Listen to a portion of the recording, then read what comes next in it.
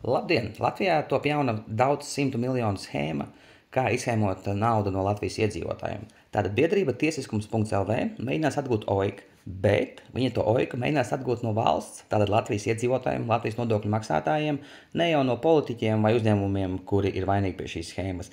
Līdz ar to, pat ja, piemēram, atgūstos 800 miljonus, tā biedrība savāks sev 200 miljonus, līdz ar to nodokļu maksātāji samaksās sev par 200 miljoniem mazāk nekā iztērēja. Līdz ar to pat vienkārši atgūstot visu, neto iegums ir mīnus 200 miljoni. Bet realitātē par šo schēmu būtu jāmaksā politiķiem, jo Latvijas iedzīvotāji jau nav vainīgi pie šīs schēmas. Bet biedrība tā neuzskata. Viņa uzskata, ka tu esi vainīgs pie OIK, līdz ar to tev būs jāsmaksā par viņu vēlreiz.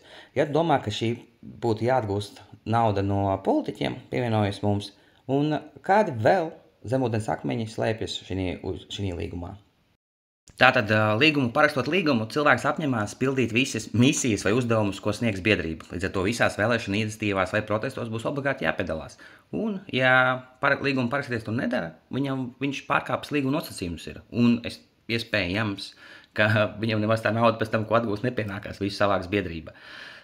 Papildus, kā jūs redzat, ļoti liela iespēja, ka šo naudu tiks atņemt no Latvenergo. Līdz ar to Latvenergo tiks noprivatizēts pa santīmiem, lai Latvija varētu šo naudu atdot, vai atkal palielinās par nodokļu maksātāju naudas. Līdz ar to tāpatās mēs par to samaksāsim vēlreiz par lietu, pie kā mēs neesam paši bijuši vainīgi. Līdz ar to šī schēma galīgi nav mūsu labā, un vienīgā iespēja, lai būtu kāds labums no šīs OIK atgūšanas, mums viņa jāatgūst no politiķiem un schēmotāju uzņēmumiem, kur no tā guva labumu. Jo Latvijas iedzīvotāji, Latvijas nodokļu maksātāji neguva labumu, nebija iesaistīti šīs schēmās, līdz ar to jāmaksā tiem, kas ir vainīgi. Ja domā līdzīgi, pievienojies, un ja nedomā līdzīgi, raksti komentāru, kāpēc nodokļu maksātājiem jāsmaksā vēlreiz par citu cilvēku schēmām.